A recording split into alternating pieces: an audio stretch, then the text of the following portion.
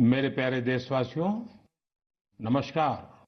मन की बात में एक बार फिर हमें जुड़ने का अवसर मिला है। आज का ये एपिसोड मुझे भावुक करने वाला है। मुझे बहुत सी पुरानी यादों से घेर रहा है। कारण ये है कि मन की बात की हमारी इस यात्रा को 10 साल पूरे हो रहे हैं।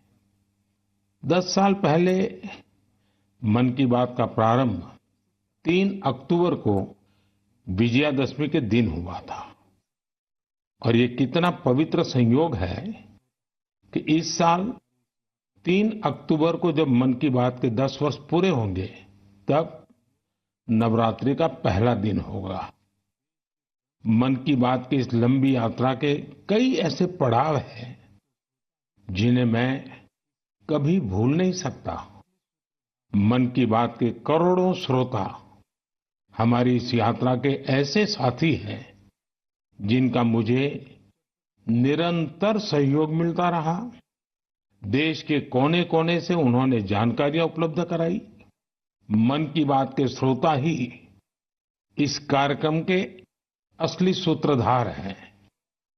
आमतौर पर एक धारणा ऐसी घर कर गई है कि जब तक चटपटी बातें न हो, नकारात्मक बातें न हो, तब तक उसको ज्यादा तवज्जो नहीं मिलती है। लेकिन मन की बात ने साबित किया है कि देश के लोगों में पॉजिटिव जानकारी की कितनी भूख है। पॉजिटिव बातें, प्रेरणा से भर देने वाले उदाहरण, हौसला देने वाली गाथाएं लोगों को बहुत पसंद आती हैं। जैसे एक पक्षी होता है चकोर, जिसके बारे में कहा जाता है वो सिर्फ वर्षा की बूंद ही पीता है। मन की बात में हमने देखा कि लोग भी चकोर पक्षी की तरह देश की उपलब्धियों को, लोगों की सामूहिक उपलब्धियों को कितने गर्व से सुनते हैं। मन की बात की 10 वर्ष की यात्रा ने एक ऐसी माला तैयार की है जिसमें हर एपिसोड के साथ नई गाथाएं, नए कीर्तिमान, नए व्यक्तित्व जुड़ जाते हैं। हमारे समाज में सामूहिकता की भावना के साथ जो भी काम हो रहा हो, उन्हें मन की बात के द्वारा सम्मान मिलता है। मेरा मन भी तभी गर्व से भर जाता है जब मैं मन की बात के लिए आई चिट्ठियों को पढ़ता हूं। हमारे देश में कितने प्रतिभावान लोग हैं, उनमें देश और समाज की सेवा करने का कितना जज्बा है। वो लोगों की निस्वार्थ भाव से सेवा करने में अपना पूरा जीवन समर्पित कर देते हैं। उनके बारे में जानकर मैं ऊर्जा से भर जाता हूं। मन की बात की ये पूरी प्रक्रिया मेरे लिए ऐसी है जैसे मंदिर जाकर के ईश्वर के दर्शन करना। मन की बात की हर बात को, हर घटना को, हर चिट्ठी को मैं याद करता हूं तो ऐसा लगता है कि मैं जनता जनार्दन, जो मेरे लिए ईश्वर का रूप है, मैं उनका दर्शन कर रहा हूं।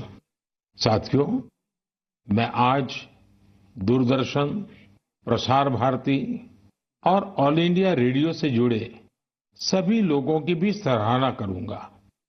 उनके अथक प्रयासों से मन की बात इस महत्वपूर्ण पड़ाव तक पहुंचा है। मैं विभिन्न टीवी चैनल्स को, रीजनल टीवी चैनल्स का भी आभारी हूं जिन्होंने लगातार इसे दिखाया है। मन की बात के द्वारा हमने जिन मुद्दों को उठाया, उन्हें लेकर कई मीडिया हाउसेज ने मुहिम भी चलाई। मैं प्रिंट मीडिया को भी धन्यवाद देता हूं कि उन्होंने इसे घर घर तक पहुंचाया। मैं उन यूट्यूबर्स को भी धन्यवाद दूंगा जिन्होंने मन की बात पर अनेक कार्यक्रम किए। इस कार्यक्रम को देश की 22 भाषाओं के साथ 12 विदेशी भाषाओं में भी सुना जा सकता है। मुझे अच्छा लगता है जब लोग ये कहते हैं कि उन्होंने मन की बात कार्यक्रम को अपनी स्थानीय भाषा में सुना। आप में से बहुत से लोगों को ये पता होगा कि मन की बात कार्यक्रम पर आधारित एक क्विज कंपटीशन भी चल रहा है, जिसमें कोई भी व्यक्ति हिस्सा ले सकता है।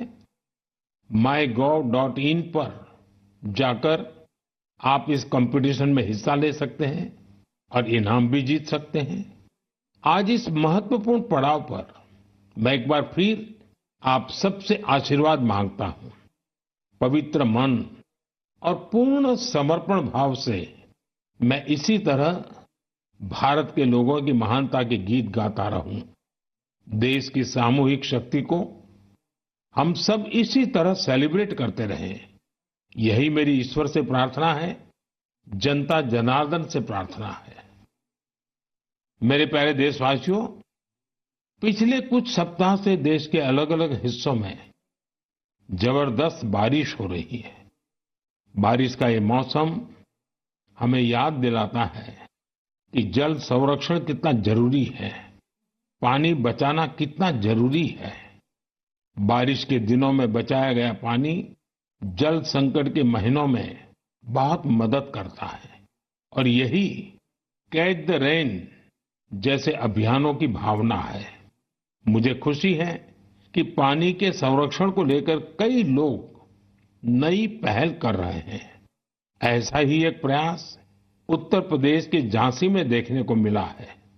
आप जानते ही हैं कि झांसी बुंदेलखंड में है, जिसकी पहचान पानी की किल्लत से जुड़ी हुई है। यहाँ झांसी में कुछ महिलाओं ने गुरारी नदी को नया जीवन दिया है। ये महिलाएं सेल्फ हेल्प ग्रुप से जुड़ी हैं और उन्होंने जल सहेली बनकर इस अभियान का नेतृत्व किया है। इन महिलाओं ने मृतप्राय हो चुकी गुरारी नदी को जिस तरह से बचाया है, उसकी किसी ने कल्पना भी नहीं की होगी। इन जल सहेलियों ने बोरियों में बालू भरकर चेकडैम तैयार किया, बारिश का पानी बर्बाद होने से रोका और नदी को पानी से लबालब कर दिया। इन महिलाओं ने सैकड़ों जलाशयों के निर्माण और उनके रिवाइवल में भी बढ़ चढ़कर हाथ बटाया है। इससे इस क्षेत्र के लोगों की पानी की समस्या तो दूर हुई ही है, उनके चेहरों पर खुशियां भी लौट आई हैं। साथियों, कहीं नारी शक्ति जल शक्ति को बढ़ाती है, तो कहीं जल शक्ति भी नारी शक्ति को मजबूत करती है। मुझे मध्य प्रदेश के दो बड़े ही प्रेरणादायी प्रयासों की जानकारी मिली है। यहाँ डिंडोरी के रायपुरा गांव में एक बड़े तालाब के निर्माण से भूजल स्तर काफी बढ़ गया है। इसका फायदा इस गांव की महिलाओं को मिला। यहाँ शारदा आजीविका स्वयं सहायता समूह, इससे जुड़ी महिलाओं को मछली पालन का नया व्यवसाय भी मिल गया। इन महिलाओं ने फिश पार्लर भी शुरू किया है, जहां होने वाली मछलियों की बिक्री से उनकी आय भी बढ़ रही है। मध्य प्रदेश के छतरपुर में भी महिलाओं का प्रयास बहुत सराहनीय है। यहाँ के खौब गांव का बड़ा तालाब जब सूखने लगा, तो महिलाओं ने इसे पुनर्जीवित करने का बीड़ा उठाया। हरी बगिया स्वयं सहायता समूह की इन महिलाओं ने तालाब से बड़ी मात्रा में गाद निकाली। तालाब से जो गाद निकली, उसका उपयोग उन्होंने बंजर जमीन पर फूड फॉरेस्ट तैयार करने के लिए किया। इन महिलाओं की मेहनत से न सिर्फ तालाब में खूब पानी भर गया, बल्कि फसलों की उपज भी काफी बढ़ी है। देश के कोने कोने में हो रहे जल संरक्षण के ऐसे प्रयास पानी के संकट से निपटने में बहुत मददगार साबित होने वाले हैं। मुझे पूरा भरोसा है कि आप भी अपने आसपास हो रहे हैं ऐसे प्रयासों से जरूर जुड़ेंगे। मेरे प्यारे देशवासियों, उत्तराखंड के उत्तरकाशी में एक सीमावर्ती गांव है जाला। यहाँ के युवाओं ने अपने गांव को स्वच्छ रखने के लिए एक खास पहल शुरू की है। वे अपने गांव में धन्यवाद प्रकृति या कहें थैंक यू नेचर अभियान चला रहे हैं। इसके तहत गांव में रोजाना 2 घंटे सफाई की जाती है। गांव की गलियों में बिखरे हुए कूड़े को समेटकर उसे गांव के बाहर तय जगह पर डाला जाता है। इससे जाला गांव भी स्वच्छ हो रहा है और लोग जागरूक भी हो रहे हैं। आप सोचिए, अगर ऐसे ही हर गांव, हर गली, हर मोहल्ला अपने यहाँ ऐसा ही थैंक यू अभियान शुरू कर दें तो कितना बड़ा परिवर्तन आ सकता है। साथियों, स्वच्छता को लेकर पुडुचेरी के समुद्र तट पर भी जबरदस्त मुहिम चलाई जा रही है। यहाँ रम्या जी नाम की महिला माहे म्युनिसिपैलिटी और इसके आसपास के क्षेत्र के युवाओं की एक टीम का नेतृत्व कर रही है। इस टीम के लोग अपने प्रयासों से माहे एरिया और खासकर वहां के बीचेस को पूरी तरह साफ सुथरा बना रहे हैं। साथियों, मैंने यहाँ सिर्फ 2 प्रयासों की चर्चा की है, लेकिन हम आसपास देखें तो पाएंगे कि देश के हर किस हिस्से में स्वच्छता को लेकर कोई न कोई अनोखा प्रयास जरूर चल रहा है। कुछ ही दिन बाद आने वाले 2 अक्टूबर को स्वच्छ भारत मिशन के 10 साल पूरे हो रहे हैं। ये अवसर उन लोगों के अभिनंदन का है जिन्होंने इसे भारतीय इतिहास का इतना बड़ा जन आंदोलन बना दिया। ये महात्मा गांधी जी को भी सच्ची श्रद्धांजलि है, जो जीवन पर्यंत इस उद्देश्य के लिए समर्पित रहे। साथियों, आज ये स्वच्छ भारत मिशन की ही सफलता है कि वेस्ट टू वेल्थ का मंत्र लोगों में लोकप्रिय हो रहा है।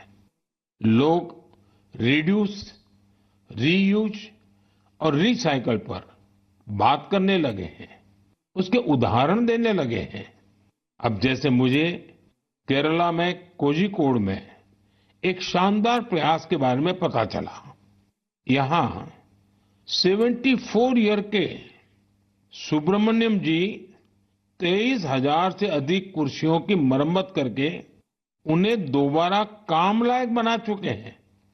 लोग तो उन्हें रिड्यूस, रीयूज और रिसाइकल यानी RRR चैंपियन भी कहते हैं। उनके इन अनूठे प्रयासों को कोझिकोड सिविल स्टेशन, PWD और LIC के दफ्तरों में देखा जा सकता है।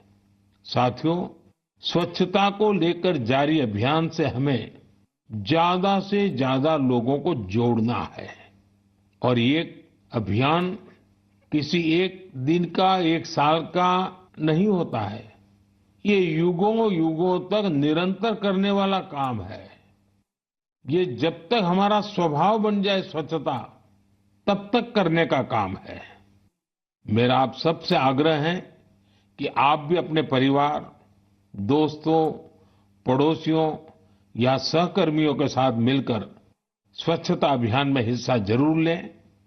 मैं एक बार फिर स्वच्छ भारत मिशन की सफलता पर आप सभी को बधाई देता हूं।